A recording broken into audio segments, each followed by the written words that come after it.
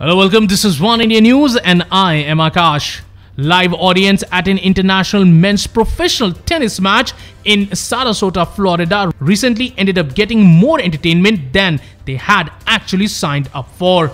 During an ongoing match between Tiafoe and Krueger, people in the stadium, including the players, were caught off guard by noises coming from the background.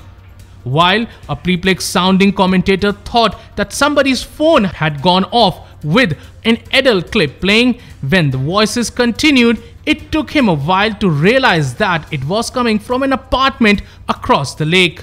It seemed that the players too had quite a hard time concentrating on the game. While Tiafoe broke into a laugh, Krueger smashed the ball in the direction from where he thought the noise was coming.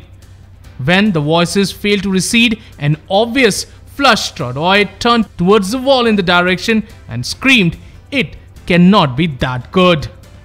Well, that's all for now, but for more news and updates, log on to oneindia.com and please don't forget to like and share this video. Also, don't forget to subscribe Oneindia News YouTube channel.